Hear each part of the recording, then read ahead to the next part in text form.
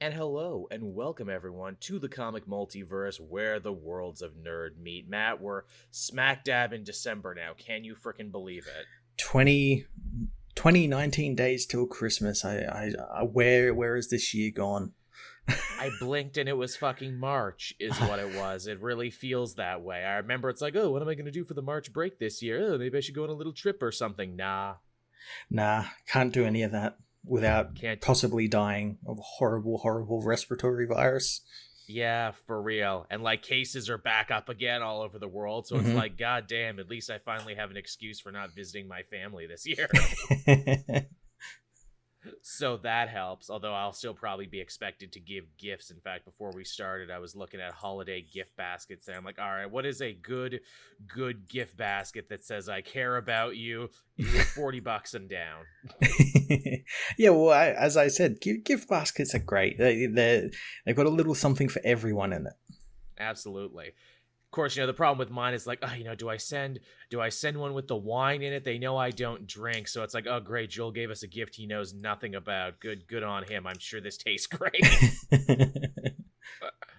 But it's the thought that counts. It's the thought. It's the thought. It's the thought. So how you been, Matt? Yeah, not too bad. I had a little bit of a busy week just gone.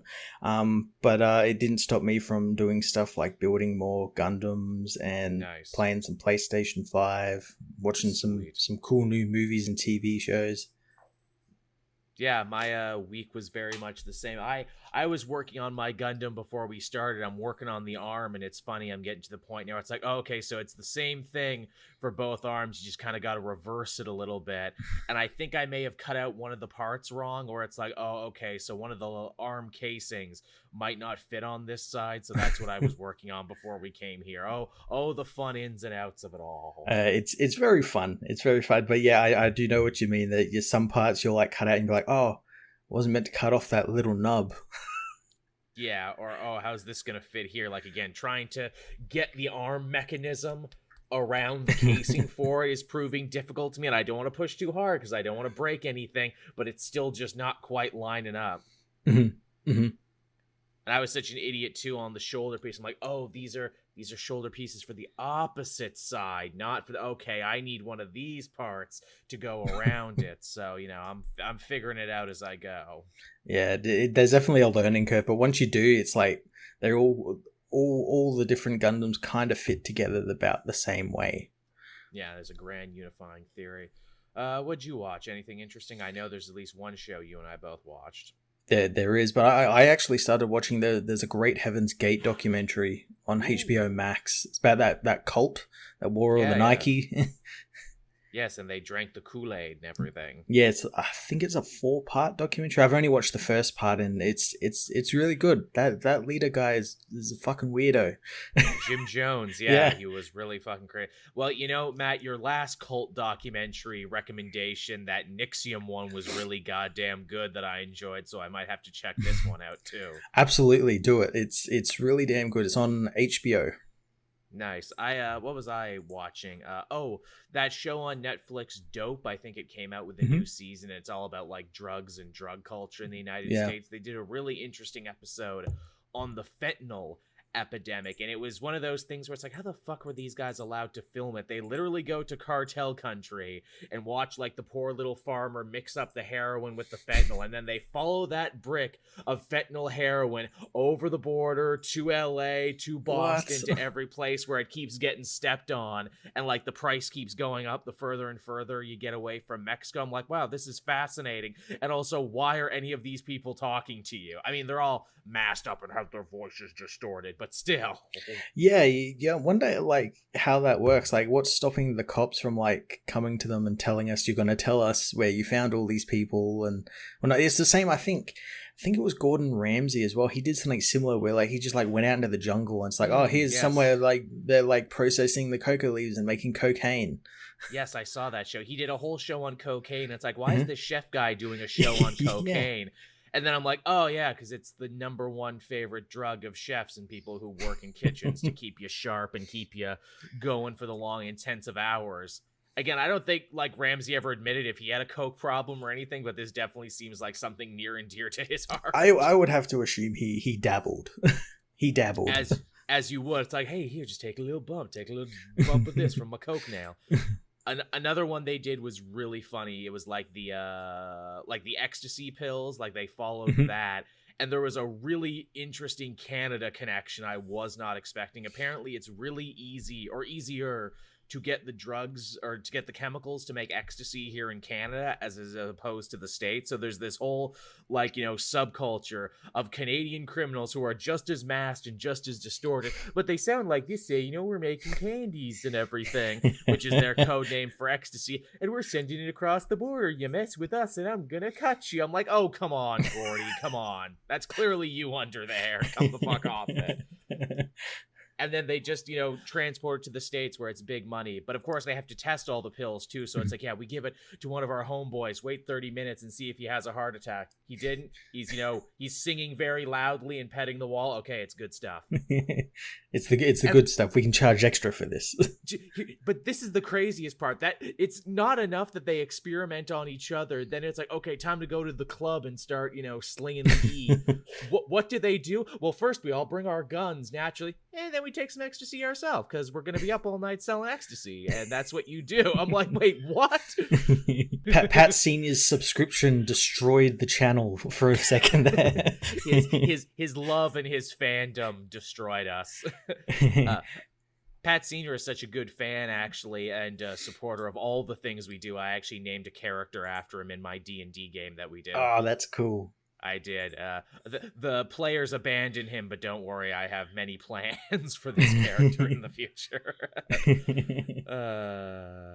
Yeah, the Canadian cartels don't like us talking about their ecstasy business. Yeah, clearly. So do we want to hop into the news this week, Matt? Because we actually got a fair amount of stuff to talk about this week. Yeah, some really good shit to talk about.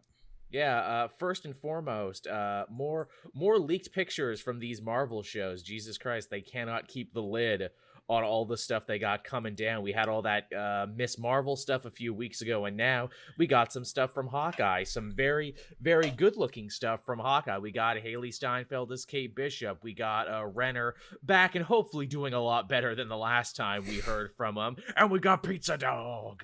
We got confirmation of everything that we've always wanted from that Matt Fraction run. Is basically just going to be adapting that. Which is fine because it's the perfect length to turn into a TV show. Go for it. In fact, they even announced a bunch more casting and everything, and they say they cast the clown, who was basically like the overarching villain of that story. They cast the clown. They also cast Swordsman, which and it's the bad guy from Better Call Saul. Yeah, which is pretty freaking cool. And I also love the idea that it's like, great, the show is going to do what the movies never did, and we're actually going to get in to Hawkeye's history and his childhood and everything, and his shitty deadbeat stepdad. Yeah, I'm really looking forward to this series. It's looking great, hitting all those boxes. Haley Steinfeld looks great as Kate Bishop as well. Yeah, she does. It's just so perfect for television, this story. And like the Matt Fraction comic run is basically like an amazing spec script where it's like, look, you could do this on a bargain basement budget, and they will. I have to wonder too, will his brother Barney show up at all in this? Will he be referenced? Because I don't think they've casted him yet. That could be like a season 2 thing. Right, like maybe that's your stinger there where it's like, hey, Clint, it's me, your brother Barney. And Kate's like, you never told me about your brother. Oh, God, friggin' trick shot up in here. He's come to collect money from his more famous brother. Yeah, really. I'm crashing Sleep on his couch. Exactly. I'm crashing on your couch now. What's funny is he was that brother, but then as like the series went on, Barney got like married and got his shit together and like retired to an island. So Clint became the fuck up brother again. He just couldn't get away from it. Just couldn't get away from that shit. But yeah, this show looks pretty dope. I'm super excited for it. It's nice for the character of Hawkeye, both Hawkeyes actually, to kind of get their moment in the sun. Yeah, and also they're doing the movies. I don't think did it. And they might have had it in one scene or so. I don't know. But they're referencing his deafness as well, because that's right. Renner's been seen with like a hearing aid in. That's really, yeah, I wonder if they're gonna, if that's gonna be like, oh, I was deaf all along, you just never noticed, which, let's face it, is exactly how it works in the comics. Lots of writers forget that he's actually supposed to be deaf. Yep. Or if he's going to suffer that injury that the clown does to him really early on, where he takes like the ice picks and like jams them in each ear. Oof. Fuck, that's a harsh scene. And that, like, it's one of the few times I've actually winced reading a comic. And they do it in silhouette, but I think it's just this idea where it's like, oh, we all have sensitive ears. Don't put ice picks in my ears, please. Yeah. But yeah, this is good stuff. And in fact, this isn't the only DC TV news. I'm actually jumping ahead in the schedule that I gave Matt there. But WandaVision officially got a release date this week. It did. Though I feel like when that first trailer came out, they didn't specifically say that it was going to be January 15th. But I'm fairly certain I saw something that said it. Because I knew it was coming out in January, because everyone suspected it was coming out in December. Yeah, the idea being, hey, Mandalorian's done. Come watch WandaVision now, everybody. But still fairly close in January, and the idea is still there. Hey, everyone, don't cancel your Disney Plus subscription just yet. We promise we have lots of things you're going to want to see, like WandaVision. Well, there's only I think it's like a 3-week break between Mandalorian and this, so it's not that long. No, not long at all. Again, too, they're going to be parceling out episodes to us. But hey, you know what? If they're that good, and I have every reason to believe they will be, especially this, which looks to be kind of doing stuff that they couldn't do in the movies, being a little weirder, being a little mind-bendy. It looks really damn good. Yeah. And the chat saying there, hey, wouldn't it be funny if they decide to toss Black Widow on there near Christmas like Wonder Woman? I think because they have WandaVision, they don't have to. I think we talked about this last week or the week before. I think Marvel Disney is pretty confident in the like, no. We got shows, we got WandaVision. We don't have to do it just yet. Yeah. Again, with that whole WB thing that just happened recently, people seem to think that Disney is going to like release Black Widow on just as like a counterbalance, as like a counter. It's not going to happen. They're going to hold that out because I think they want the movies to be in the movies. Yeah, and also they have, like, again, enough content and enough backlog where they can be like, hey, quarantine's over, everyone. Wouldn't you love to celebrate with a nice Avenger movie? Weren't those good? Well, we got one waiting right here for you. And then maybe it becomes an even bigger hit because of that. Yeah, again, they probably holding out for this to be like the movie that saves the cinema, the theaters or something, you know what I mean? Also, as Tevye keeps saying about Noami, well, Tevye, if you wait a minute, we'll probably get to it. Again, one thing at a time. Do I need to start releasing my list of topics to you specifically every week? Because I always feel like you're 2 or 3 ahead of us. And I'm like, if you wait a dang second, we're going to get to it.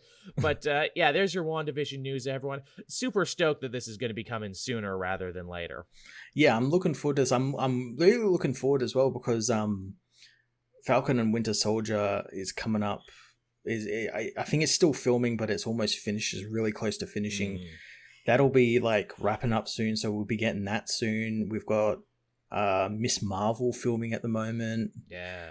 All these shows filming at the moment, so I'm intrigued to see where they're going to land, because obviously some of them are going to come out next year as well. Yeah, and some of them got moved around too. WandaVision wasn't supposed to be first. No. Falcon Winter Soldier was supposed to be first, but ironically, they were done this one sooner. I'm assuming because they're doing a lot more sets and a lot more computer-generated stuff, so they didn't need a lot more actors on scene. Yeah, no, well, yeah, the Falcon Winter Soldier one is going all over the world. It's in like Prague and America and it's all over Europe and everything. Yeah, whereas this one just seems, because of the nature of the show, it's like a closed set. That gonna be good shit. So yeah, there's your little Disney Plus Avenger update, everyone, there for stuff they got coming down the pipeline. Now, again, Tevye, because I told you we were going to be getting it, on the other side of the TV landscape, we talked last week about CW developing a new Wonder Girl show. Well, they weren't done yet, Matt. No, they weren't. Ava DeNevero, I can never pronounce her last name. Ava Duvernay. Duvernay, thank you, is actually developing, of all things, a Naomi show for the CW. Huh, well, that's unexpected. Kind of makes sense. That first season, as they called the book, was kind of written like, it felt like a TV show, like a teen drama TV show.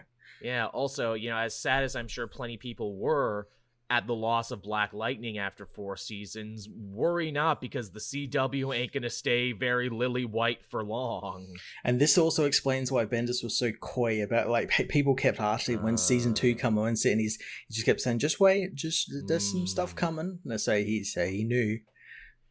Which, again, for all the shit you can sling at Bendis for, the stuff he does creatively, the man knows his business and knows multimedia, and he knows thinking several moves ahead, where it's like, I'm going to create a brand new character for the DC universe when I join the DC universe. She's going to be young, hip, she's going to be, all these things that TV executives are really going to look for, and then once I have a full and complete story done.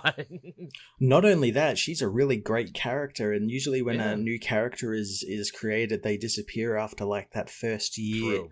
Of them being introduced, but she's not going anywhere. Yeah, they actually got behind Noami in a meaningful way. I still never read the book, but now I 100% am going to have to go back and revisit it. I know you sang its praises, and again, we're singing its praises at a time when we were both having a lot of trouble with Bendis' Superman, so it should speak volumes to how good this is. But also, too, it wasn't just Bendis, it was Bendis and David F. Walker. Got to give him credit as well. He's also super stoked, and I'm actually really happy to see something of his get adapted into television. I hope he gets a nice paycheck on top of it, too. Hopefully they don't screw over him a lot like they did recently with Alex Ross and Mark Waid. Alex Ross, Wade. I mean, shit, freaking, what is it? The creator of Firestorm and a bunch of other DC characters that have shown up on television, to where the creator has to go online and complain and being like, no one paid me for this, and they should really be paying me for this. Comic contracts, everyone. They used to be way worse. Here's hoping they've gotten slightly better. Hopefully, yeah. No, but I'm really excited for this, as well as mainly because Naomi's kind of intrinsically tied with Superman. Got a new Superman show coming up. Yeah. And as well, her story fits really well in, like, a post-crisis world, because in her ongoing, we learn that she's actually from another Earth. Right, yeah, which again, now that we've set that up as a concept in the CW universe, that's going to be a much easier pill to swallow. You got to wonder, too, is this going to be the new format for CW DC moving forward? And that is like, okay, some shows only get 4 seasons, but that's okay, because now those characters like Black Lightning and them exist in the universe, and they can hang out in Legends, which changes every season, and they can cross over here and cross over there and be there for the big, like, event stories we do every year. Absolutely, yeah. Legends has really become that show where it's like, well, all these shows got cancelled, but that doesn't mean anything, because the characters can just appear here because the team's always changing. Which, can you believe that? Remember when Legends was the worst one? Oh, it as soon as in that second season, as soon as it decided, no, we're going to decide to have fun with this premise and not be dark. Goddamn Rip Hunter is sad because his family died. And his stupid Time Lord ripoff. Yeah, once they got rid of all of that, it just became so much good. We had goddamn Gorilla Grodd try and kill Barack Obama. Man, Barack Obama. God, like, so many things. And, like, it was late in season 2 they started getting funny. It was like damn near the season finale where they all came together. It's like, guys, I think we suck at everything we've ever done. Yes, thank you. That's what we the fans have been yelling at you. Like, literally, it just got incredibly meta, and it's only been uphill from there and from strength to strength. And also, frickin', what is it? White Canary got abducted by aliens at the end of the last season. Where's that going? I don't know, but apparently it also involves John Diggle, because he's joining he's joining the Legends. He's directing some of the Arrowverse stuff, and he's coming back in Superman and Lois, because he moved into Metropolis at the end of Arrow. And they're touting a secret role, which at the end of Arrow he gets the Green Lantern ring, so he's going to be Jon Stewart. I forgot that happened, and part of me is like, that's stupid that they give it to someone who's not Jon Stewart, but then I'm like, but you know what? Diggle was, like, the best character on that show. So, like, it's not that. Like, in Another Earth, he was Jon Stewart. He on the 90s Flash Earth, because there's a comment, I think it was in Crisis or Elseworlds, where that Barry Allen, the John Wesley Shipp version, recognizes him as Jon Stewart. Oh, wow, I totally missed that. Okay, that's cool. You covered your asses then, CW. You win this round again, CW. What if it's that one? What if it's that Jon Stewart we see? That'd be pretty cool. They did a switcheroo. He went to go live in my world. I went to live here. That's pretty fun. That's pretty cool. But yeah, so there's your Noami, everyone. And in case, you thought that the CW DC universe was stagnating and you'd have no reason to watch, here's like 3 really interesting new shows to watch. And I imagine they're going to have more. It's probably not going to be that much longer until we get a Batman show on the CW.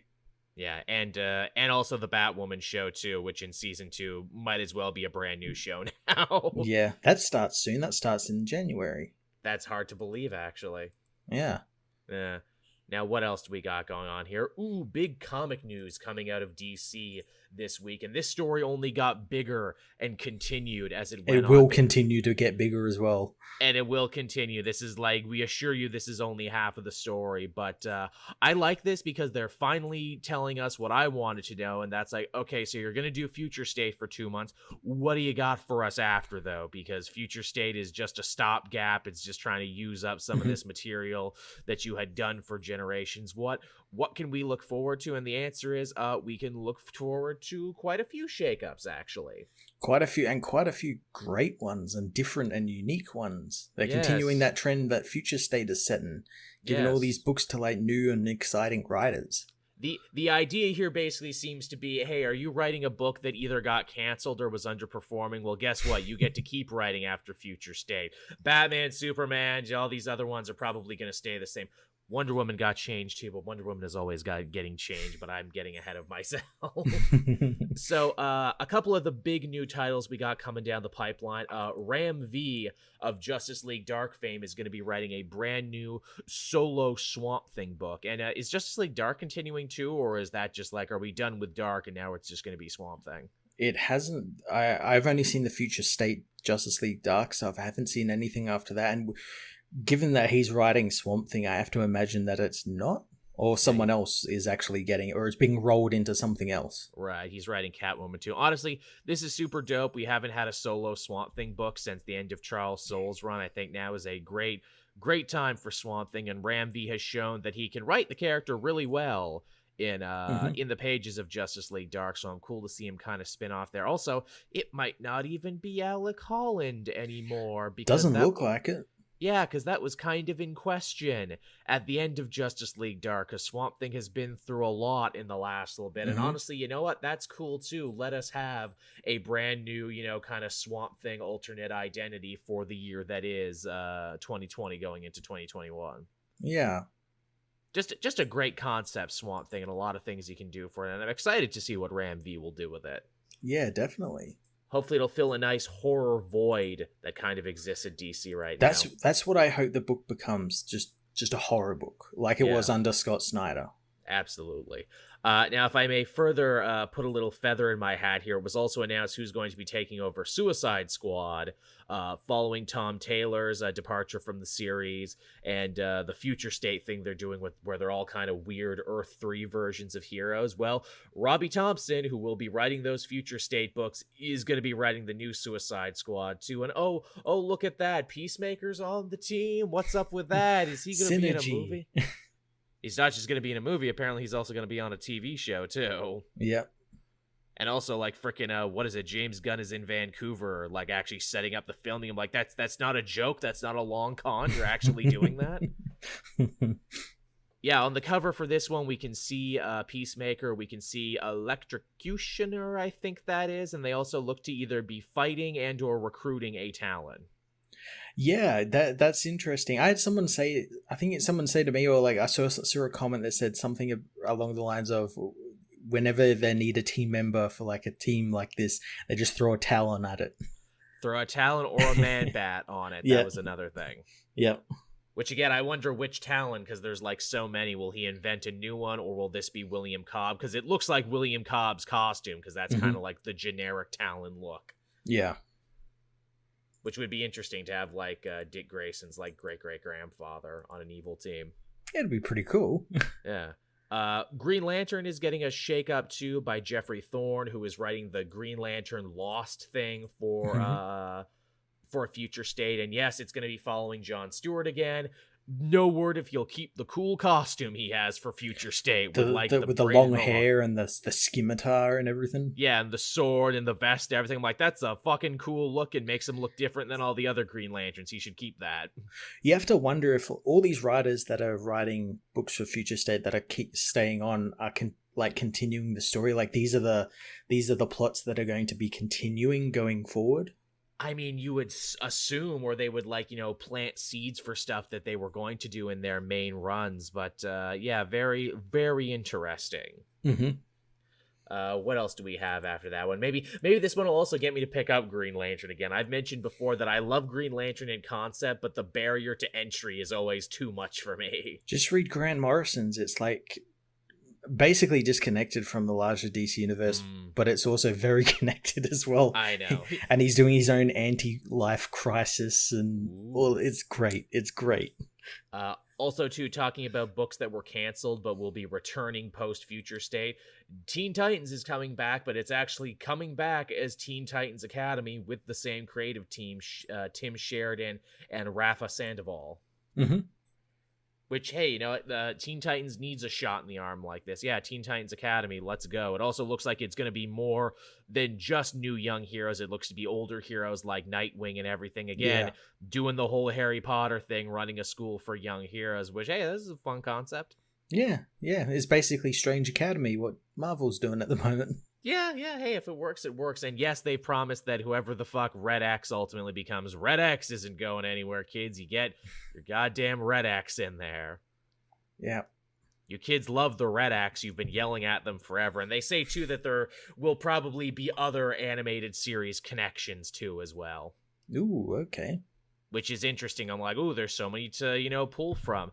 I would like to see Razor and Aya from the Green Lantern cartoon, but I know that ain't ever going to happen. That'd be pretty cool. Did they ever bring... Just anything from that Green Lantern animated show. That was a great show. Very underrated. People didn't give it the love or attention it deserved because it got canceled around the same time Young Justice, and there wasn't near as much fan love or devotion to bring 2 shows back. Actually, hey, speaking of Young Justice, did they ever bring back Artemis Croc into the main universe? Because obviously she's so beloved on Young Justice, but non-existent in the main universe because no one's doing anything with her and her character's a little different. I don't believe they did. It would be interesting if she could be one of those characters they bring back, because it's like, hey, here's a character who fills the Green Arrow Archer role, but also isn't related to Ollie, really. Mm-hmm. Also, hey, where the fuck is my new Green Arrow book, Future State? Yeah, that's the only one not getting a book. Only one. Yes, Crusader Con, I do plan on reading Radiant Black. In fact, not to toot my own horn here, but Kyle Higgins actually showed me some, promo art of that before it actually hit the internet, so I felt good about that. Nice. Other big books we got coming out, and these are 2 that were just announced today. Matt and I were saying forever after we read Superman Smashes the Klan that they should really put Jean Luen Yang on one of the Superman books, either Superman or Action, and well, we kind of half got our wish. Yeah, we half got it. He's doing he's the next writer on Batman Superman. Yeah, which is pretty damn cool. And here's the thing. I bet it's because he's not exclusive, because he's also writing Shang-Chi for Marvel. I bet if he was exclusive, they'd feel more comfortable giving him one of the tentpole books. Yeah, definitely. And this looks really good. It's got Ivan Reyes doing the art. Yeah, it's coming over from Superman to do it. So he kind of got his Superman book. He's got the Superman artist writing Superman, and Batman's just tagging along. Hey, you know what? That's the challenge is what it is, where it's like, look, make Batman Superman the book that everyone wants to read over Superman in Action. That's the challenge. You should want to make the best book you can. And I mean, I had dropped Batman Superman because, I fall in and out of love with that book. But if Jean Luen Yang is writing it, fuck yeah, I'm getting back into it. Yeah, I'm intrigued to see what he's going to do with that.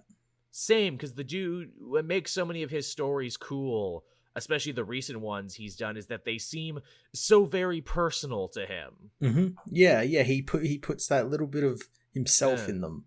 Absolutely, and I wonder, what that's going to be when it comes to writing a book that is, almost entirely about the relationship between Batman and Superman, a task that I'm sure also feels really daunting, because it's like, how many times can we explore this relationship? It feels like it's been done to death so many times. Yeah, I'm intrigued to see what dynamic he'll bring to it. I'd love for him to bring back the new Superman, Keenan Kong, because we haven't seen him in a while outside of a couple of like pages in Doomsday Clock. Yeah, well, here's the funny thing, man. They haven't said if it's going to be Bruce or Clark on this book, so it could very well be Keenan Kong and the Asian Luke. Batman. Yeah. Yeah, or Luke. It could be Luke, because, again, there's no word if Luke Fox as Batman is going away or sticking around or what the deal is. So wouldn't that be something, hey, it's a new Batman-Superman book with a new Batman-Superman team? That'd be pretty cool. I mean, even if that's not the case, though, you know Keenan Kong is coming back at some point. Hey, Batman. Hey, Superman. Let's take a trip to China apropos of nothing. Really? What's in China? I don't know. There's this cool-ass dude over there. No, I don't think he would be so obvious. No, not at all. If I wrote it, I'd be obvious like that. Hey, man, it's like you're a child birthed from my own mind. You're so fucking cool. And also, the other big one, too, is we finally figured out who is going to be taking Detective Comics, and it's actually a really big deal. Mariko Tamaki will officially become the first ever female writer to be the main month-to-month writer of a big Batman title that is Detective Comics. I know. This was so fucking cool. I am so excited for this. It's also like, yes, everyone, it took them to 2020 to give a woman the reins of any Batman book. They've written little small stories and, stuff for anthologies, but normally if you were a woman, you were forced to write either Nightwing or Batgirl. But yeah, this is the first time. Yeah, we've had who was it, Devin Grayson on for a couple of arcs on Detective, and she wrote Gotham Asylum or something like that. Gotham Knights or something, yeah. But yeah, we haven't had one be the actual ongoing writer.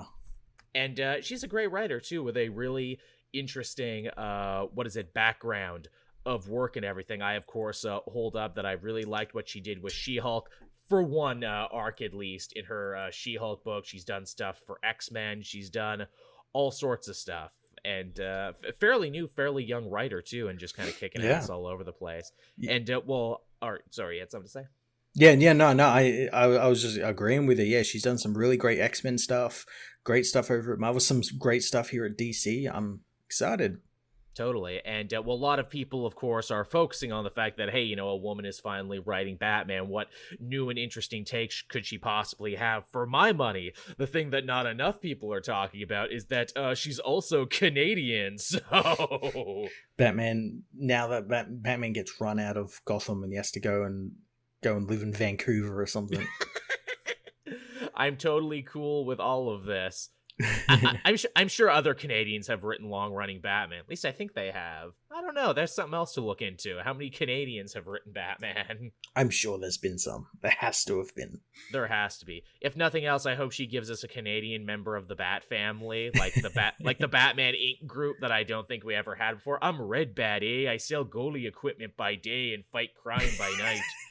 Just a Batman in hockey pads. Literally. I actually am wearing hockey pads. It's my utility hockey stick, eh? I don't see any utilities on it. Yeah, I just smack them in the head like this. And now they're fucking down and not getting back up. Not only do I fight crime, but I do it in skates. Yes, and drives the Bat Zamboni. There you go. She basically just brings in the fucking goon. Yeah, oh my god, yes, and he just looks Sean like William Scott just as like a new member of the Bat family, and he just beats the fuck out of villains. I like corn dogs because they're on sticks. And Batman's like, wow, holy shit, someone dumber than Jason. Never thought it was possible. And Jason's like, you are a gentleman and a scholar. We will get along, Red Bat. Let's go punch some crime. Then Liev Schreiber will teach us. But there's some new shit we got coming down the pipeline at DC Comics. Looking pretty interesting. It seems to be the shot in the arm I think we can all agree these books needed at the moment.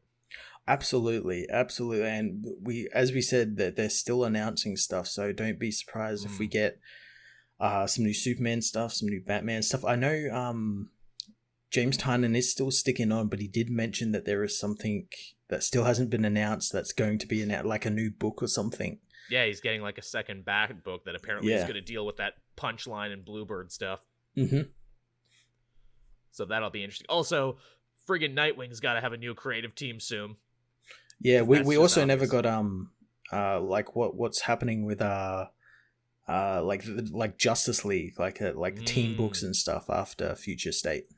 Yeah, that needs to be redone. I would like to see them again go in a radically different direction. Let us get away from the Trinity if we're going to do Justice League again.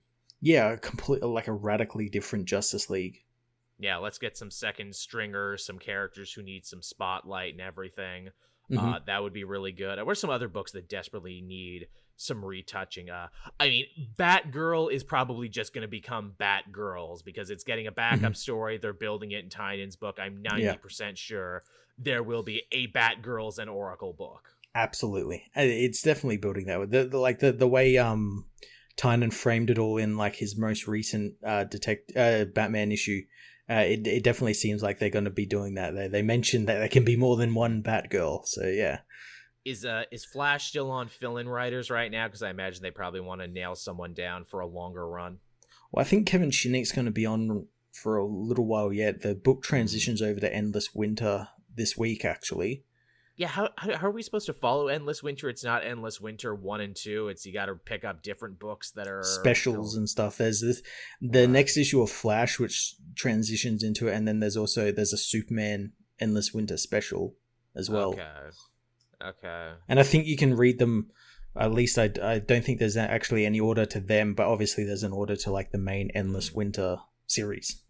God damn it, stop giving me tie-ins to read, everybody. Friggin' Death Metal's not done yet, and you're already starting something new. You gotta finish the event that's on your plate right now before you start a new event.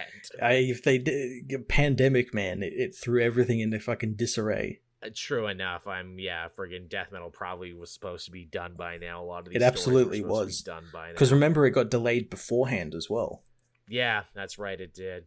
We have one last story here, and this is a real short one. But hey, new Wolverine story from Chris Claremont and Steve McNiven that you can buy exclusively via a website run by Reedpop. Who's Reedpop? Well, they're that company that does a bunch of American conventions. I know they do Emerald City Comic Con, they do New York Comic Con, and I know because I went to a bunch of those things on Reedpop's dime. Actually, no, in fairness, other people went there on Reedpop's dime, and I fucking rode their coattails into those places, is what I did.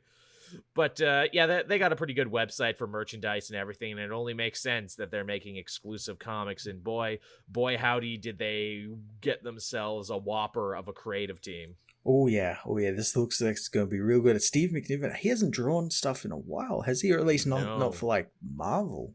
Not that I know of. I haven't seen his name on a book that I've been reading in a long time. Yeah. But yeah, so if you really need more X-Men goodness, you got it. It's right here. Can't get away from it. So many. And thank you for the cheers, Tevya. Yeah. So I guess with that, we can hop on over to what we read this week. And for once, I actually got a lot of my comics read, and I owe that to the fact that I don't have 3 goddamn X-Men books to cover anymore. Yeah, it's all finished up. I got so productive when I didn't have 3 X-Men books to deal with. You'd be amazed. And the one X-Men book I did read was one I really wanted to read anyway. I'm guessing that was Hellions. Oh, you better believe it was Hellions. Where would we like to start this week, Matt? And it's funny, as I'm sitting here looking at my books, normally we didn't have a podcast last week. Normally I have a podcast on the channel that helps me block out last week's comics from this week's comics, and now I don't have that. Where would we like to begin, Matt? Well, we had Marvel's new event begin with King in Black, issue 1. Oh, holy shit, man. Yeah, they come out of the gate swinging on this one. Boy, did they ever. This one was crazy. It was over the top. It was violent in a way Marvel events don't usually get to be. Yeah. But moreover than that, I think what really works about this one is that, Cates was smart enough to reaffirm and refocus the light of the story on the relationship between Eddie and Dylan, which chances are, if you haven't been reading Venom, you have no idea what's going on. But yeah, their father-son relationship and everything Eddie is willing to do to save his kid from literally a Lovecraftian horror from the deep, dark depths of space. which one thing I really found strange about this is that, like, near the end of the book, because Noel has been saying he wants Brock, and then at the end of the book he's like, haha, I didn't mean Eddie Brock, I meant Dylan Brock, and Eddie is visibly shocked. I'm like, you've been like trying to keep him from Noel this whole time. Why are you shocked? Are you just, is it just because like Eddie Brock's kind of an idiot? He forgot. I think it's half he's an idiot and half it's like, okay, well, some people are reading this book for the first time and don't know what's going on. Fair. It's meant to be more a surprise for them. Because, yeah, I had the exact same feeling where it's like, why the fuck is Eddie shocked? It's been clear since forever that Dylan is the key to everything, and that Dylan will, again, no doubt probably be the thing to defeat Null. Yeah. I wasn't sure why he was so shocked about that.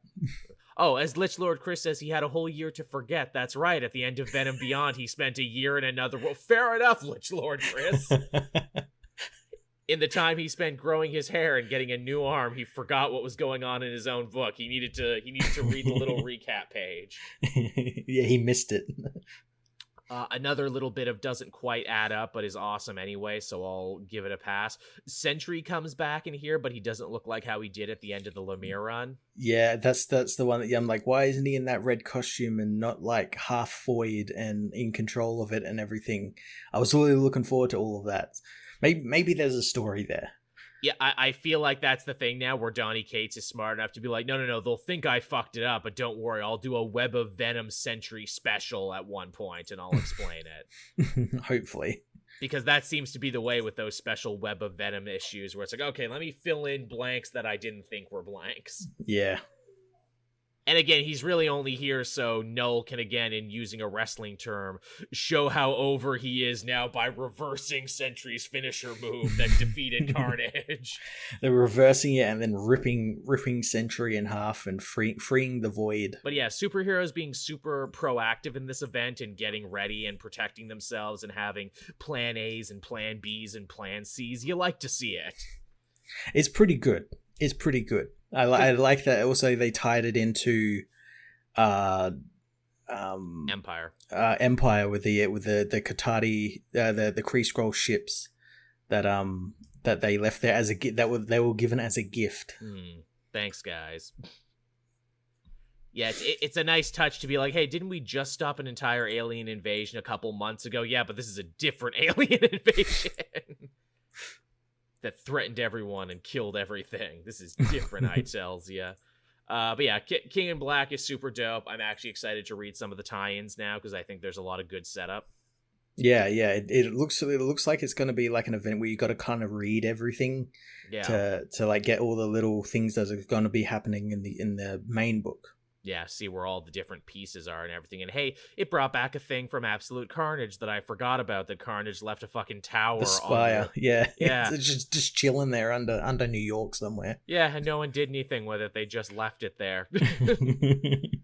I mean, you would have to expect like some bums to try and sleep in it, or some bad kids to like write their names on it. That's the thing. I'd love like a Web of Venom story about that, where it's like it's like a place where like all like the transients and the homeless people know is like haunted.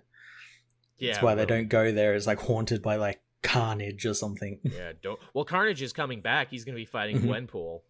Yeah.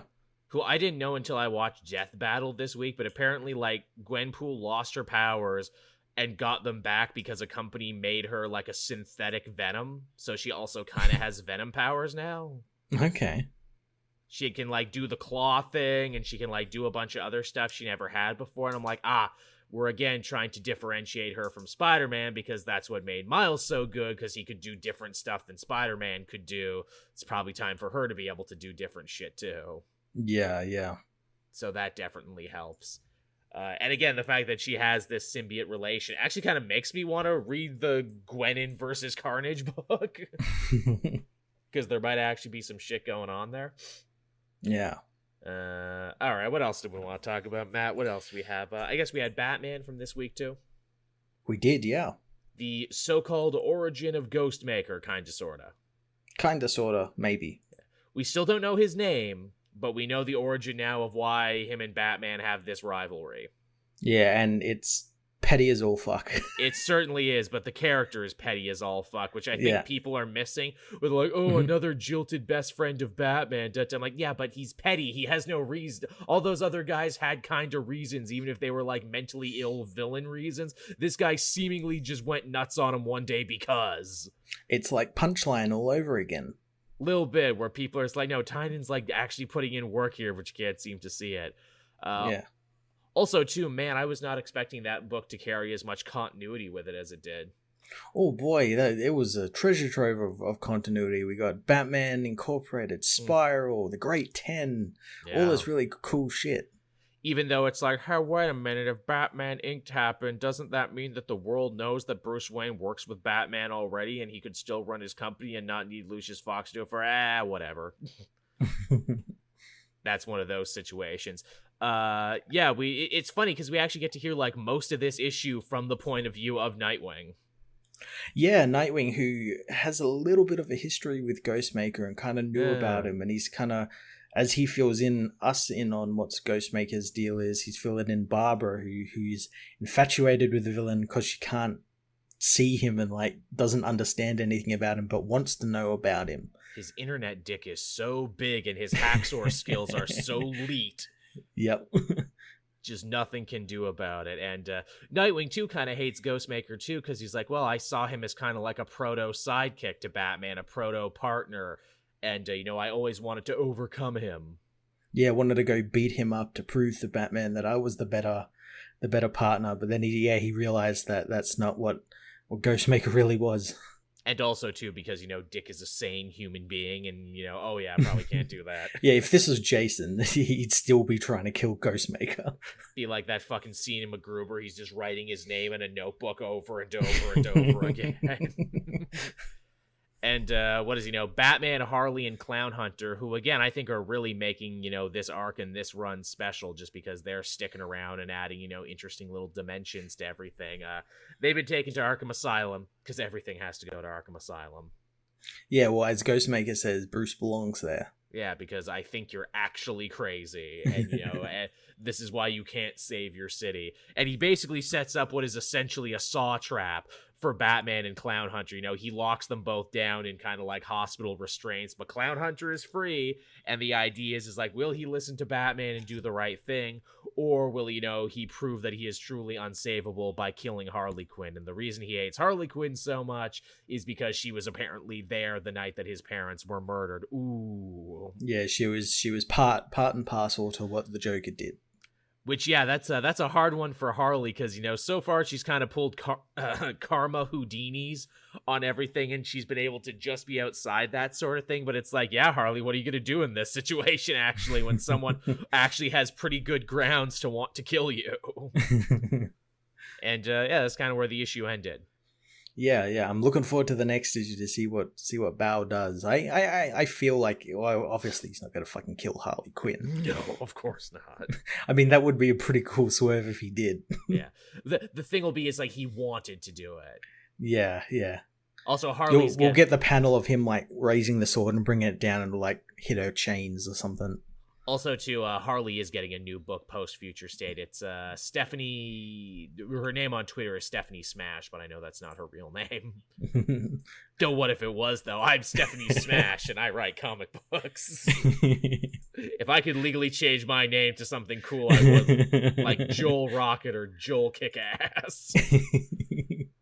The only thing I think we can both agree really hurt this book, wow, the art really took a hit, and like the art kept changing for every story, where it's like, the Ghostmaker Nightwing stuff had its own art style, Nightwing just doing stuff had its own style, and it's just like, oh, these do not mesh well together. Yeah, I don't know why they did it. I was fine with it, when it's like Gillen March and Jorge Jimenez doing the art, but I don't know who was doing the stuff with Nightwing battling those bank robbers, because that looked really rushed. Yeah, and I don't know if they meant that as like an artistic choice where it's like, oh, see, Nightwing sees the world differently, or if it was just a matter of like, he can't make all the pages this week. Yeah, get another writer to do it. Just get another artist there to come in and fill up. But yeah, Batman Under Time, I continue to very much like and enjoy.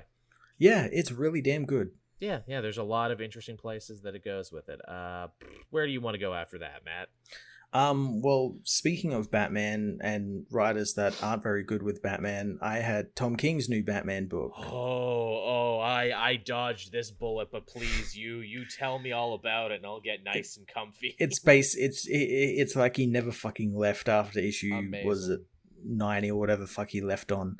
It's basically it's obviously not in continuity because it's a Black Label book, and Tynan has said it's not in continuity. Despite what people in my comments would demand that I am wrong about. Take that, people who liked the book and supported it for 85 issues and whose money wasn't enough to keep it going. Now your story gets to go to the land of maybe, as our friend Kirk said. Yeah, so this one sees King bring back Andrea Beaumont, the Phantasm, in a story that could have been good, had he not shot himself in the foot and for some fucking reason decide yet again to make it about timelines and like there's part of the book is set in the past, this is the future, this is the present, and the thing that like fucking annoys me about the book is that there's no barrier between that. So you'll have a page of there's a page of Batman and Catwoman leaping across rooftops to go and look, because the whole story is Andrea comes back to Gotham because her son Andrew ran away from home, and she suspects he ran to Gotham to look for his father, the father is actually kind of hinted at to be the Joker. What? Yeah, I don't know how that works. Well, I guess Joker was in what is it? Yeah, she tried to kill him, and he was also a mobster at that time. Yeah, and their fathers ran in similar circles. Again, if we're going off the continuity of the movie Mask of the Phantasm, but there's no promise that King will. No, yeah, but there's these timelines where you'll have Batman and Catwoman searching for the kid, and then on the exact same panel on the exact same page it'll change to the past where Batman and Catwoman are just starting to get their romance. So it looks like Batman and Catwoman are searching for this child and then stop dead in their tracks to just fuck on a dirty roof.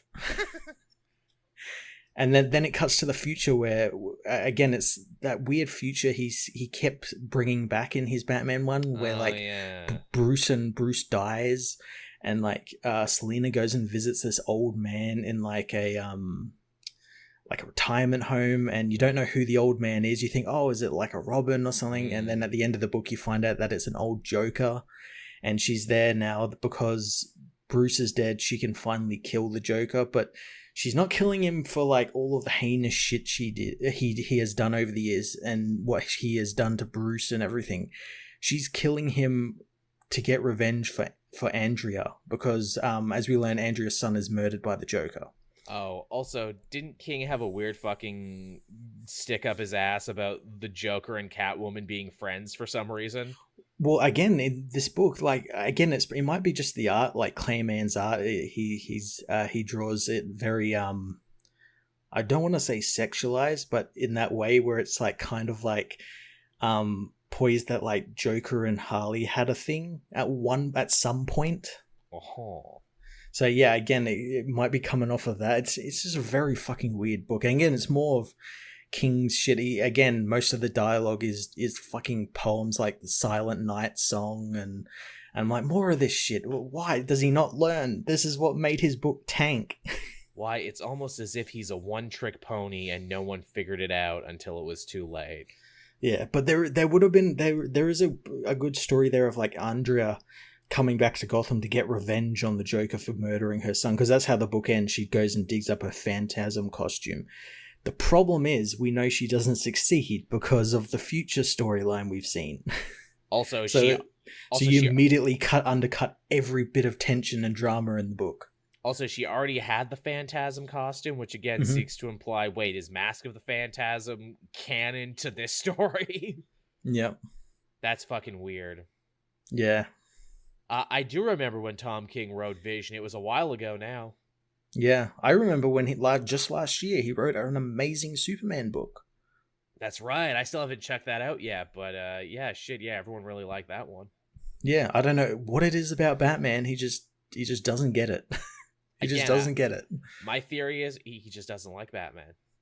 Yeah, he just doesn't like Batman. He prefers someone like Catwoman because again he's got that weird thing where like he self-inserts like his wife into things for every female character he writes. Yeah, it's very strange.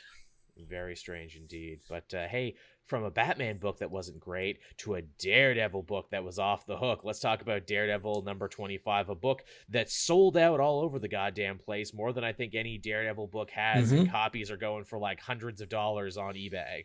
Yeah, well, for good reason. What I'm amazed about this is that this one had so much groundswell, and on my channel right now has almost 5,000 views, more than both King in Black and Endless Winter have. It's very strange when books do that, like just like a random like issue of Daredevil or Spider-Man or something. It happened completely organically. Normally when they try and do stuff like this, DC or Marvel will be like, oh, you gotta get it. It's a big, amazing landmark book. Oh, this'll change everything. Didn't happen. No, it's just like people loved Zdarsky's book, as they should. It's on a lot of people's best of list this year, and when he went to Twitter and it's like, hey, you're not going to miss this, everyone, it's a key issue, I promise, and then everyone bought it. yeah, it's very, very strange. Maybe that's the thing that like he tells Marvel like, hey, let me advertise this. Don't we'll make it like a surprise. Really, I mean, I think if this is proved, if it even needed to be proved at this point, but when it comes to like marketing and self-marketing, Zdarsky has the magical fucking touch, apparently. Oh, he does. He's got the finger on the pulse of the kids. He really does, and like we don't mean that ironically as a joke. We like actually mean we actually mean it for once. So yeah, this one takes place directly after issue 24, which was last week, which is another interesting thing that we actually get these so close together. Daredevil admitted to second-degree manslaughter on the stand, even though his friends were ready to move heaven and earth and do whatever legal tricks they needed to get him out of it.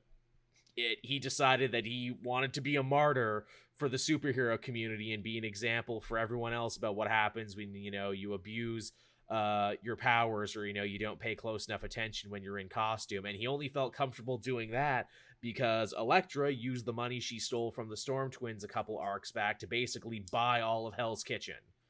Yeah, I had a theory. I had a thought that was going to happen because obviously we had that story where we went to like Tony Stark and tried to get Tony to buy it, and Tony didn't want to because it's Tony Stark. Yeah. And yeah, I had a feeling that was where it's going to go because like she kind of disappeared with the money, and you do like, oh, that's that's going to come back somewhere. Oh, of course. Also too, this issue, which, where so much of it has been about like Matt and his, pain and his like, trying to get back on that horse again. This one was very much about his relationship with Elektra, and she comes to him in prison and she's like, no, you're free, I vindicated you, you can go wherever you want and do whatever you want to. Oh no, you're fetishizing your own sadness again. Nope, you're not gonna, because you always do this. Yep.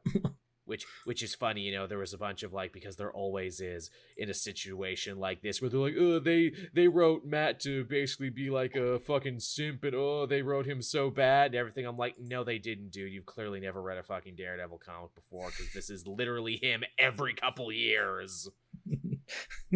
This is literally his whole character. I love that, like in like the last year, like something as simple as like a character loving another character, or like wanting to be in a relationship with them, means they're a simp.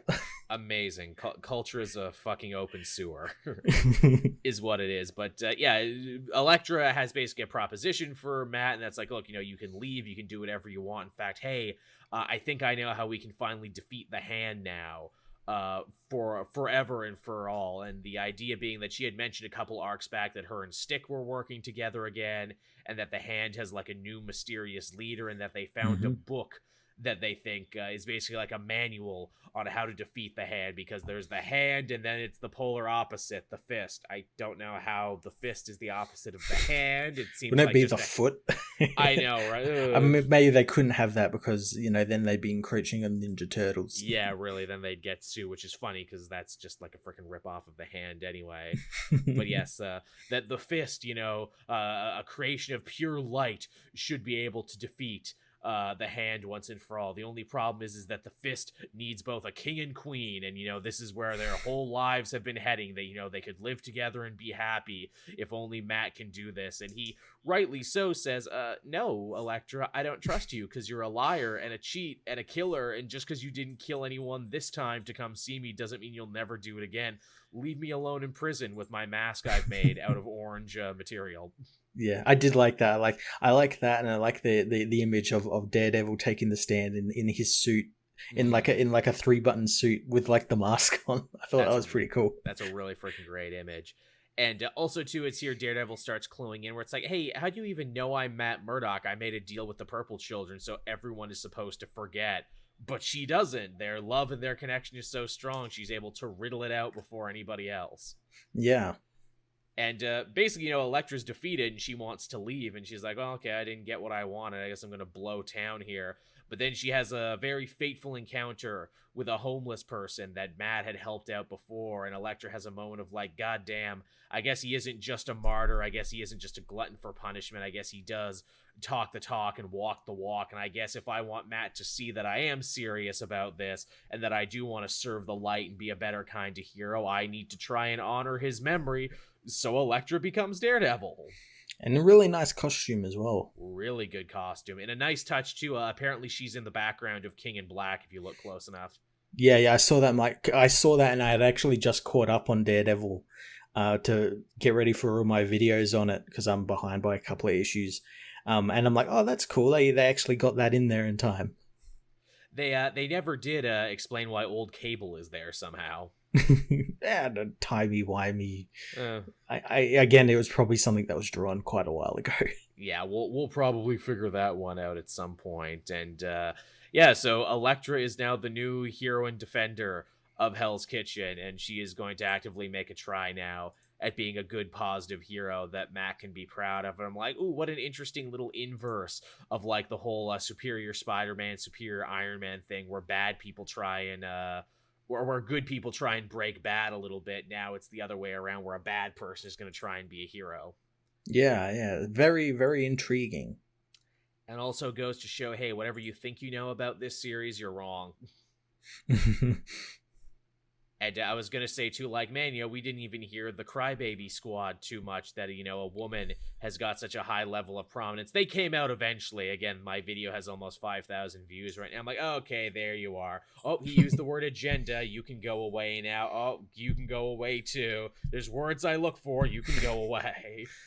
But by and large, most people were cool with it because it just kind of makes a lot of sense, too. And also, like, how have they never done this before, had Elektra become Daredevil? It feels like such a no-brainer. Yeah, they've had her like fill in, but she's never been Daredevil. Yeah, I think there was like a Civil War tie-in they did where she filled in, but I think that was ultimately revealed to be a Skrull. I could be wrong. Mm-hmm. But yeah, that's just super fucking cool. And I love that everyone picked this book up and everyone got to read. And I hope they keep reading it, because this book deserves all the good things, and definitely a best of the year contender, no doubt. Absolutely. Like, every issue has just been like, I don't think there's been an issue that has been bad in that run. Every issue has been good, and every issue has been like a required reading. Like, there's something important in this issue that's going to come back. Legend of Shazam, did the Crybaby Squad go off for your punchline review? Shockingly, no, but I don't think they got it. They came over to mine. Again, I clean house more regularly, I suppose. But also, too, I think the reason there were a few crybabies for this Daredevil story is that they probably started reading it and they're like, this is boring. It's just people talking. And then they stopped reading. I probably told you about it, but like back when the book started and like Matt got rid of the costume and everything, I had this one guy that was adamant this is not a Daredevil book because he is not in his Daredevil costume. Like, somehow that costume makes him Daredevil. Like, he said it was a terrible, terrible book because he's never in the costume fighting criminals. I'm like, you're missing the entire point of this story. Also, do we need to go back to, what is it, Guardian Devil, widely accepted as one of the greatest Daredevil stories, if not one of the greatest comics of all time, and he didn't fucking wear his costume for most of that, when that was, like, novel and new? Yep. Again, some people don't know comics as well as they think they do. Nah. But yeah, that's a hell of a thing. This Daredevil book is great. This issue is great. I cannot wait to see where Zdarsky goes next with it. Yeah, he's not coming off the book anytime soon, is he? No, I certainly don't think so, especially now where he basically described his run as being like, hey, I have like 3 chapters I want to tell, and this is just like the beginning of chapter 2. So yeah, no telling where he's going to go from here. Awesome. Nice. What else did you want to talk about, Matt? Well, we had Endless Winter, Part 1. Endless Justice League. Winter. I don't know why I always want to say it like that. Endless Winter. I'll let you do most of the talking on this one. I will just say, even though I did enjoy it, I feel like it took them forever with a very simple setup. Yeah, I know exactly what you mean. It was a lot of what's his name, that Stag, the guy, the new owner of Stag Industries, the twins, did digging a hole. Yeah, like literally digging a hole. Like literally, it's like, have you never seen a horror movie before? No, you start when they just pull it out of the ground, and then, oh no, monster. Yeah, no. So I actually kind of like that it's intrinsically tied in with Superman, quite a bit. Yeah. So we get the Stags. They're digging in the crater that was once the Fortress of Solitude, which blew up all the way at the start of Bendis's run in Man of Steel. Shocking amount of continuity in this one too. I thought with a book where it's like, oh, it's Endless Winter, I'm like, oh, okay, this will be like the easier to digest, not so continuity heavy answer to what you're doing in death metal. No, in fact, we're going to spend several pages making sure that you know exactly where this exists in continuity. And they're starting to dig it, and the guy kind of like dupes his sister into allowing him to continue because he says something about cold fusion, and this will help them corner the market on it and everything, where that's not the case at all. He's digging to gain the kryptonian crystals that were embedded and fused into the ice once the fortress blew up. Superman, why didn't you take all your crystals with you, Superman? What did you think was going to happen? Well, I mean, they were embedded in the ice. You probably missed them. Also, he was busy. He had like jury duty and shit. Yeah, all the shit to deal with. Yeah, the League, meanwhile, fight Catman and Multiplex and Rampage after they try and take over an island nation. Which is the smartest plan they've ever had. Yeah, away from everyone. Also, I like that they didn't take it over to begin with. They're just like, we're going to arrive on the island and just like kind of party for a little bit. Sounds about right. Also, Catman is back in his old Catman costume, not his newly redesigned one for the last Secret Six. And I'm fine with that. I like the old costume. It's ridiculous. You know, he looks like a cat version of Batman, which is totally what he's supposed to be. Yeah. So the League deal with that, and there's a whole through line, because this event is technically a Christmas event. Yes. There's whole through line of Flash trying to figure out how to balance family life with, working on Justice League and being a hero, and none of the heroes on the Justice League can really tell him that because they don't have a handle on it all that much as like Barry thinks that Superman and all these characters do. So he goes to see Jefferson Pierce. Which, man, 2 big Black Lightning appearances in 1 week. He had that other History of the DC Universe book, and now he has this. It's a shame they canceled his show, huh? He's so popular at the moment. I know, he's blowing up. He's all over the fucking place. Although this Jefferson is much happier and positive than his much more cynical, but understandably so, counterpart from other history. This is the Jefferson at the end of that other history book. Yeah. After he's gone through all of that. This isn't Black Label Jefferson. No. Who tells Superman to fucking shove off, and that if you actually ever tried to, do any long-lasting societal change that would make everyone better, then they'd see you for the fucking alien you are. God, that speech is so fucking cutting. In that it's so good. It's it so really good. is. Like, it's so good, you're like, oh, fuck, I felt that. You literally punched off the page and hit me, too. But yeah, they're alerted to something happening in the Arctic, since the stag dig has been attacked by what they think is a storm, but it's not. It's weird ice creatures, and the Justice League arrive to save them, and that's when the Frost King reveals himself. He was buried deep in the ice, and thanks to the crystals fusing with the ice, it's kind of freed him. After 10,000 years, I'm free. It's time to conquer Earth. And that's exactly what he's done, because he engulfs the Earth in a blizzard. And he just covers everything in a blizzard, and the Justice League are left to wonder, what the fuck do we do? Be sure to pick up all these tie-ins to see what these heroes do during this. Because it's hinted. I think this is going to continue. Like, stuff that's been is going to be set up in here is going to continue on after Future's State. Because I can't remember who it might have been. The writer on Mars, or someone said something about Black Adam, because Black Adam's involved in the story, because Black Adam was one of the people who sealed the Frost King away 10 million years ago, or whatever it was. The Justice League BC. Yeah, yep. That's what it is. That's what it is. It literally is, where it's like, man, I know you guys rip off each other's ideas all the time, but this one feels like particularly on the nose. If anything, they're getting to it before Marvel is getting to it, so...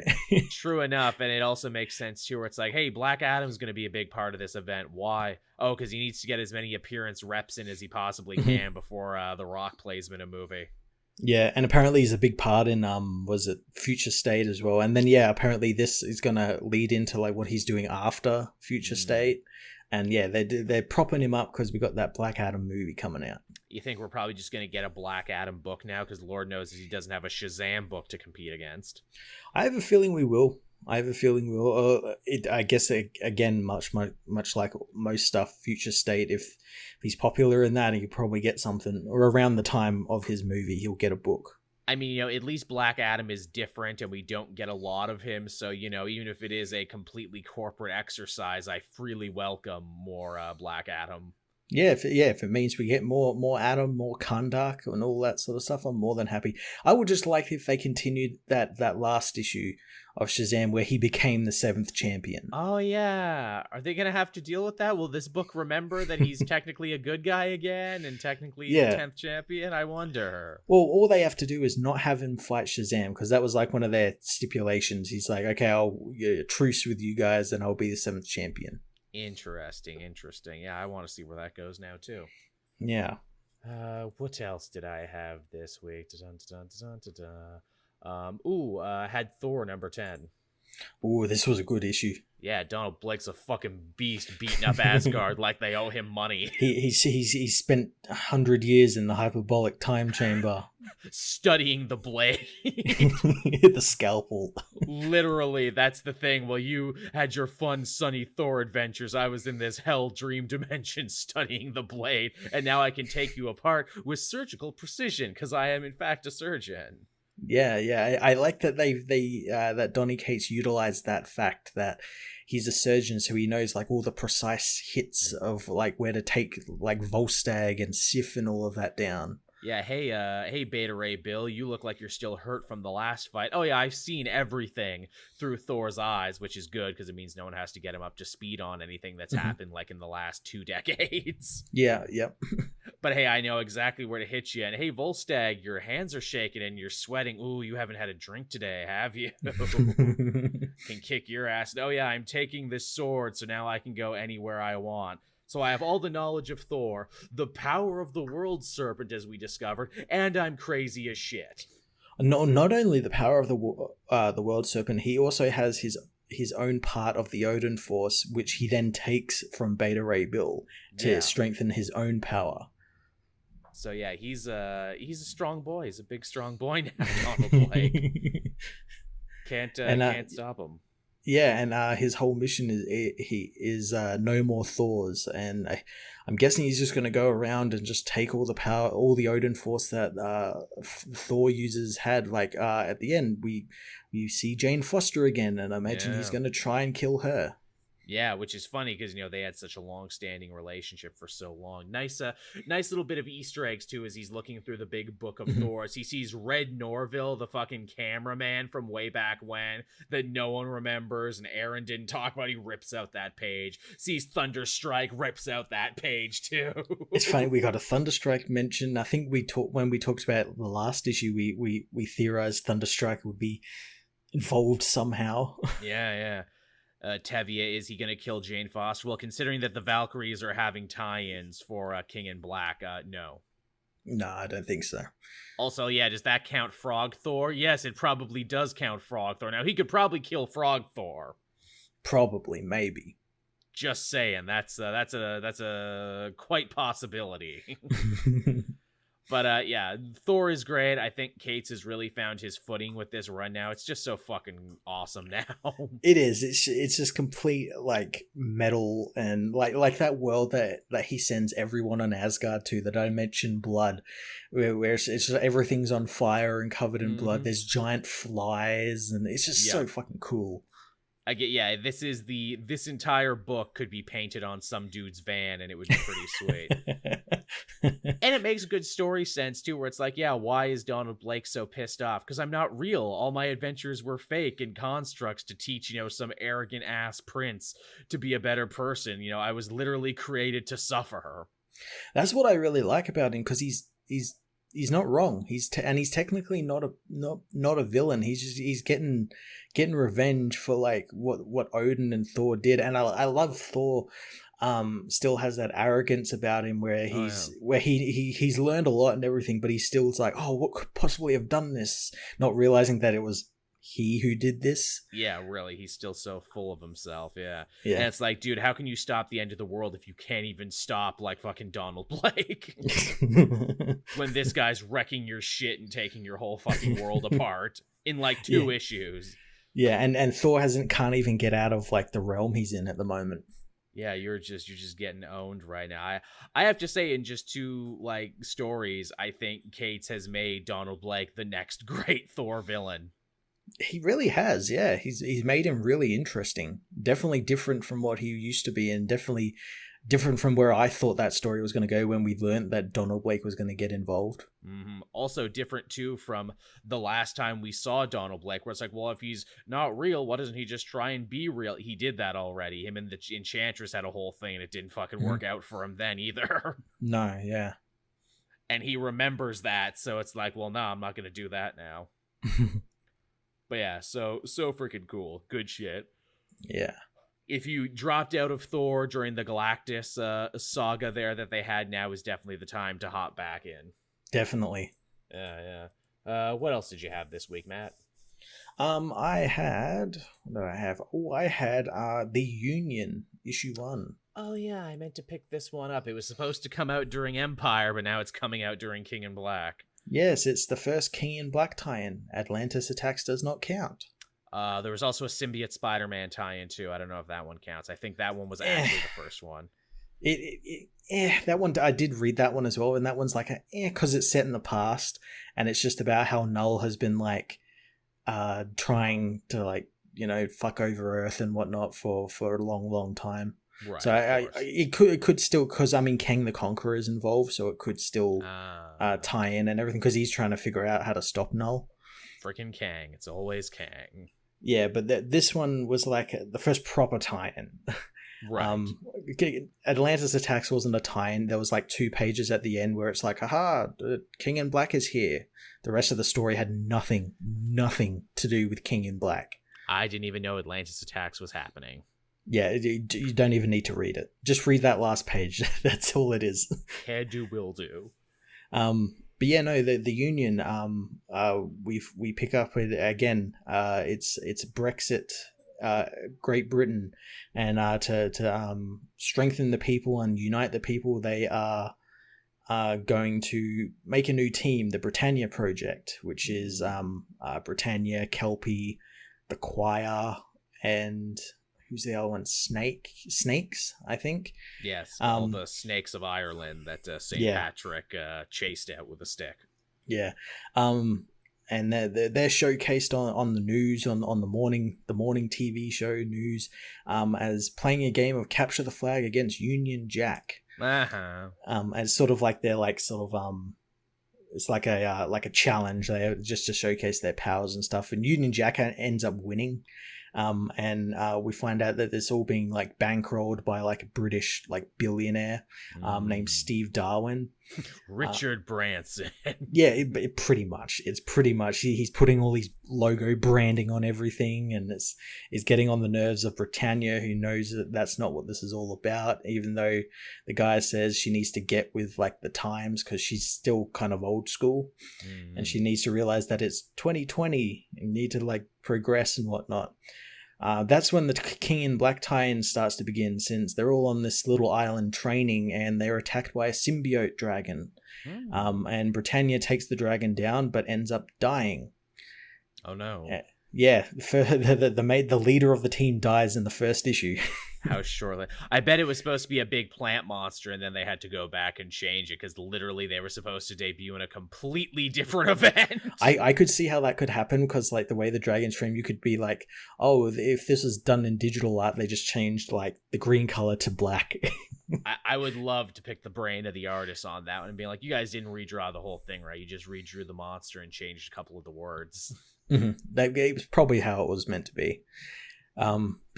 She ends up dying, and Union Jack takes up the mantle of the leader of the Union, which is a neat little bit of character development for him, because Joe, throughout the whole issue, he's kind of like a corporate shill working for Steve, and like it's like, if I win this game, I get a bonus, and what is it, publicity and all that sort of stuff. He doesn't really care about the flag he wears, right? Whereas this from Captain America. Yeah, and this with her dying to like save the country and everything, this could be like his sort of like moment to put him on a cool character arc where he kind of remembers what being Union Jack is like and what it represents. I always really liked Union Jack's costume. Yeah, it's a really cool costume. It's simple. It's just a flag. Simple. Again, it's a lot like Captain. It works because it's simple. Yeah. And you couldn't do it with any other like flag. If you tried to do it with the Canadian flag, you'd end up with Captain Canuck, and no one wants that. Well, that sounds fun and interesting. Yeah, I know I was interested in the Union until they like canceled it for as long as they did. Talk about another book that probably should have been further along. I'm interested to see, because I have to imagine this first issue was the one that was done when they decided to change which event it was tying into. Yeah. So it's gonna be interesting going forward, because this is only a 5-issue series. No, it's a short one. And I have to imagine it will continue through King in Black. So it'll be a King in Black tie-in. So I imagine it's more intrinsically tied in the next couple of issues than it was this issue. But it's definitely more tied in goddamn Atlanta's attacks. That's going to be Matt's new thing now. If I want to get him mad, I'll just bring up Atlanta's attacks. What else did I have this week? I'll go quick on this one because there's not a ton to say. Miles Morales Spider-Man number 21, the big end of the Ultimatum arc that they've been doing for about a year now. So Ultimatum, the villain, built a portal back to the Ultimate Universe, and he was going to force Miles and his parents back into it so he could basically reassume his life in the 616 universe. This leads to a big fight in the streets between Miles and all of his collected friends. Captain America comes back, Starling comes back, Bombshell, and everything. And eventually, they discover that the only way they're going to defeat the villains and close the portal is if Uncle Aaron sacrifices himself by overloading his Prowler suit and blowing himself up next to the machine, so everything around it gets sucked back in. So Uncle Aaron is dead again for the second or maybe third time, depending on how you count it. But he's also probably not really dead, because he's probably just sucked off to wherever the Ultimate Universe is now. And because the Maker already got put there in the Venom book, next year we're probably going to get a Return to the Ultimate Universe story. Yeah, a new Ultimatum or something. I mean, fuck me, there's enough characters now from the Ultimate Universe. You could literally put a team together and call them the Ultimates again. Yeah, do it. And actually make it good this time. You might as well. And then you got fucking characters like Gwen. There's like, well, I'm not from the Ultimate Universe. I'm from another universe. Man, they should reform Exiles with these characters. We're from other universes. But yeah, it's pretty touching there because it's just like, the Morales family had finally gotten back together and made peace with Uncle Aaron. They had a new kid, and now he's dead again, and Spider-Man's really hurt, and moreover than that, it really hit him where it's like, wow, I really relied on Uncle Aaron for like the last year to like save me and help me with this Spider-Man shit, and I have to wonder if that is amid almost kind of like checking his own work of being like, well, I really wrote more about Uncle Aaron than I probably should have, right? I just really like him. And everyone's like, yeah, I agree, because like literally this story ends with Uncle Aaron more or less stealing Miles. Now look, Miles, I know this is your journey against your evil doppelganger, but I'm gonna save the day. And he did. And I mean, again, I don't think any of these characters are actually gone, but still.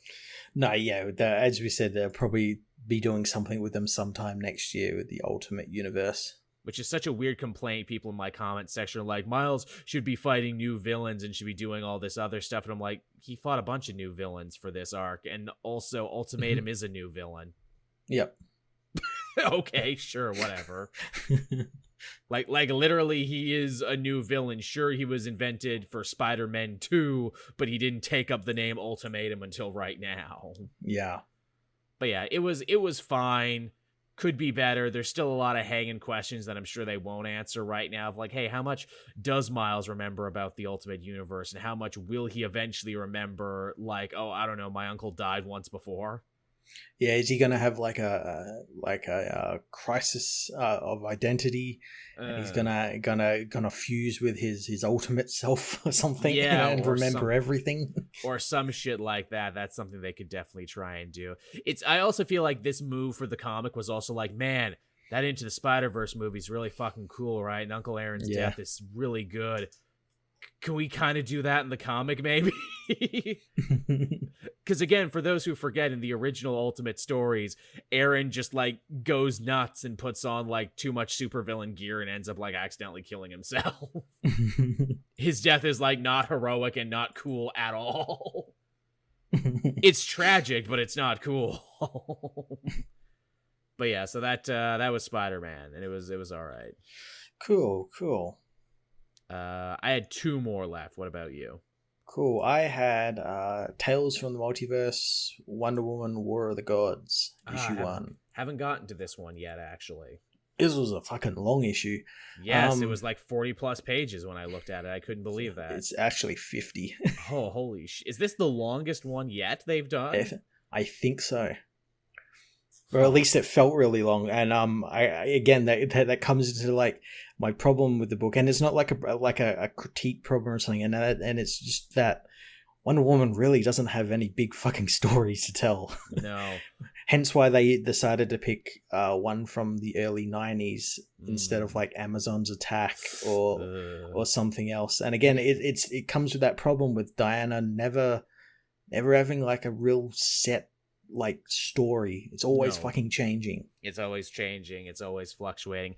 Apparently Dead Earth is really good, but that's brand new, so they couldn't go back and do Dead Earth. And that's kind of like a multiverse story anyway. So is it? See, I haven't read it yet, but I need to read it before. It's like set in the future and everyone's dead and all this sort of stuff. But this one, War of the Gods, it was an event from the 90s by George Perez that saw Wonder Woman fighting Cersei, and like all the Pantheon were involved and everything, Shazam, and we learned that Hecate was behind everything, sort of manipulating everything, and in that story she ends up sacrificing herself to stop Hecate and Cersei.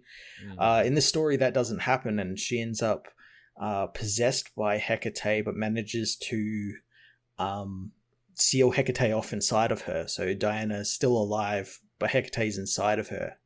And the story continues after that with the world kind of reeling from the... Do you ever remember the Banner Midal Amazonians? They're like this weird offshoot that were like militarized and lived elsewhere, and sounds familiar. Yeah, that I don't think they've been relevant since the 90s. No idea. Wow, they're really going deep on this one. Yeah, they're involved, and Phobos, the god of fear, is working for Hecate in man's world and sort of sowing discontent against the Amazonians and the heroes and everything. And he leads a coup because he's disguised as a general. He leads a coup against like Steve Trevor and Etta Candy and ends up killing them. Oops. And using his pull as a general to bomb Themyscira, and in the bombing it kills most of the Amazonians and Hippolyta. Shit. And that's like the crux that sort of sets Wonder Woman off and allows Hecate to take control of her again. And Hecate wants to basically remake the world in her own image, you know, the usual bad guy stuff. So yeah, where was I? Yeah, Hecate takes control of Wonder Woman and ends up killing the Greek and Roman and all those pantheons, and she learns that their power isn't enough because, as Zeus says, it's the new world, there's new gods, people don't pray to Olympus anymore, and these new gods are superheroes. So Wonder Woman ends up fighting the Justice League, and she ends up murdering like Flash and Guy Gardner and Superman and all these people to get their power. But in the end, it's the avatars of the Pantheon, so like Lobo and Dr. Fate and Zatanna and all these people that represent the different pantheons. They actually end up sealing Hecate away back inside Wonder Woman, and she's in control of Wonder Woman's body, but she doesn't have any of her power. So now they have to imprison Wonder Woman until they find a way to get her out, and that's where the story ends. And it's a little bit more hopeful than like all the other dark multiverse stories, because it ends with like Zatanna promising to free Diana, and that's like a bit more hopeful than like say the Nightfall one or the Death of Superman one. Yeah, more of these are becoming a bit more hopeful, I noticed. Yeah, I wonder if that's like a thing. It's going to build up to something and it's going to change the dark multiverse. I mean, from what I understand, the whole dark multiverse idea was actually like Didio's idea. Yeah, well, it's pretty fucking good. Yeah, I mean, it works. I mean, it definitely looks like they're building up to some sort of like, hey, what if we put all these dark multiverse-y people on a team? That'd be pretty cool. Yeah, the Dark Justice League. I said at the end of my review, I'd like for them to do their own, because we're having like Tales from the Multiverse, Dark Multiverse versions of like Crisis of Infinite Earths and Flashpoint. But I would like them to actually have their own original Crisis that's unique to them, involving these people. Huh. That'd be pretty cool. Idea. Maybe that's what they'll build up to. Hopefully. Yeah, that's some fun shit. What did I have? I had one last one that I'll go through here right quick, and that was Hellions number 7. I haven't read this one yet. Pardon, it's good shit. I'll try and protect as much of the story as I can, but basically it's Sinister dealing with the fallout of him basically killing his whole team, but having to pretend like he didn't kill his whole team. Yeah. So he's like, oh, well, you need to resurrect them right now. They're my team, and I just don't care what's going on because they're my special little babies, and I love them so much. And really, they're just letting him talk because they were going to try and resurrect them anyway. The idea being is that, okay, yes, they died in Otherworld, but technically they died in Erico, not the same places that Rockslide and everyone else died that created the problem. Yeah, they didn't technically die in the other world. Didn't technically die there. So like Xavier and the Five are actually like really, really interested in testing this out. They're like, okay, well, what's going to happen this time? And to their shock and surprise, Nanny and Wildchild end up coming back bigger and stronger than they were before. Souped up. They're literally souped up. Wildchild looks way more like Sabretooth now, and he already was a poor man Sabretooth. That actually makes a lot of sense, given that especially with what like the Horsemen and everything were saying about Arakko, how Arakko basically, and that backstory of Genesis, where she was basically saying, well, Apocalypse and his mutants lived like safety and like they lived normality. Yeah, they lived soft. They from birth on Arakko have been like trained to fight as warriors, and I could see that they're basically being born from Arakko, so that's why that would happen. Ding, ding, ding, you're 100% right. That's basically exactly the line of thinking. They're like, yes. Oh, that's cool. Like, They're like, oh, because Eriko's such a shithole, you have to be tough to live there. And because, they're essentially being reborn of Eriko, they come back bigger and stronger. The only problem is Orphan Maker, who they're like, oh, what's his power again? I don't know. He's in that robot suit, and like sometimes he bleeds acid. And Nanny's like, oh, no, his power can like literally destroy the entire world if we don't get a new suit for him like right away. So they leave him like half done. They leave him in his egg, and their first mission as the Hellions again is like, oh fuck, we got to go find Nanny's ship and build him a new suit. And thank you, Plus on Black. Thank you. Oh, that's pretty cool. I mean, they're making Orphan Makers, interesting. Very much so. And the rest of the team, especially Havoc, is like, we don't trust you, Sinister. I know we can't trust our own memories, but we're like 90% sure if we died, it was your fault. And he's like, hey, everyone, don't say that. Get him, Psylocke, because Psylocke is basically kissing Sinister's ass because at the end of that, Fallen Angels book, she had found, like, the genetic code for her daughter, Mercy, and, like, Sinister is keeping that code. And I guess the idea is, do what I say and I'll clone your daughter again. Yeah, okay. So that's why she's being a bit of a Sinister shill, and they get sent to get Nanny's ship back, which they're sure to say she used to kidnap children, in case you're wondering. Of course. And it turns out the ship got taken by an anti-mutant group called the Right, which are like old X-Factor villains. Okay. And their leader is a dude named Cameron Hodge, who's normally like a human head on a robot body. But he's built a bunch of nanny bots now using the stolen technology, only they have a bunch of guns and everything on them. And, of course, Hellions have walked right into a trap, and they will assumedly be killed again. Oh, yeah. I'd love if that was the joke. Just every issue, they just die again. And at the end of and then the start of the next issue, they get reborn. And like, really? Again? They're literally Kenny. Oh, my God, you killed the Hellions, you bastards. Their lives are comedic, like comedic farces, and I love it. Yeah, it's great. It's fun shit. It's good shit. I'm all about it. Yeah. What about you, Matt? How many books did you have left? I think that's about it for me. All right, right on then. Well, hey, that's good for us because I know we've been talking for at least an hour 30. Yeah, I'm gonna have to go back through the 6 or 7 clips that I'm gonna have on Twitch waiting for me. Yeah, if the show ends up being late for any reason, everyone, that's why, because Matt had to work very hard for you during this holiday season. Yeah, I'm not sure why it kept disconnecting. I know, like, earlier, like, last night I had a power cut here, but I don't think that would affect it because, connections are all good. Just maybe it's something on Twitch's end. Yeah, quite possibly. But yeah, thank you so much, everyone, for watching and listening. We really appreciate it. As always, as we head into this Christmas season, we're going to try and think of a fun Christmas commentary to do. If you know anything you would like us to do, tell us in the comment section down below. I'm thinking maybe something crazy like Santa versus the Devil, that like old Spanish movie. Oh, God, yeah. That Red Letter Media talked about, or the Rap City Street Kids Save Christmas, because like literally a con artist made that movie and the Church of Scientology is involved. Oh, that'll be a good one. And it looks horrible, and I don't think anyone's actually watching the copyright on that one, so maybe we could stream that one on Twitch. Maybe we could. We'll see if it's on Amazon Prime. No, I don't think it is. It's on YouTube. I know that much. Well, if it's on YouTube, it's free game. It is, and it's been there since like last Christmas too, because we were going to do this last Christmas, but we didn't get the chance. So yeah, those are 2 I'm thinking about doing. Also too, maybe like I don't know how many shows we'll have until like actual Christmas, but I'm thinking maybe we should have like our favorite things of the year show where it's like, we just don't even talk about news in the books. We just talk about things we liked from the year, ended on a nice positive note. That'd be good, yeah. And it can be everything. It can be movies, it can be TV, it can just be us talking about shit we like. Yeah, just shooting the shit.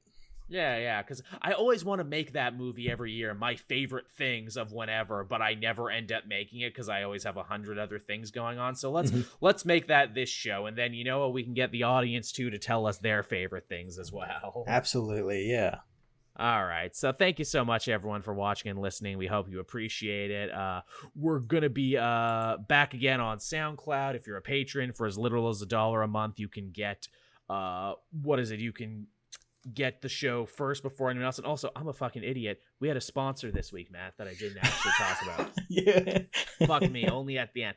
Okay, livefitfood.ca. A lot of great health foods and stuff they will deliver directly to your door. They're helping me try and slim down, get back on my keto diet before I, completely ruin it with Christmas food, because December is the worst time ever to try and drop some poundage.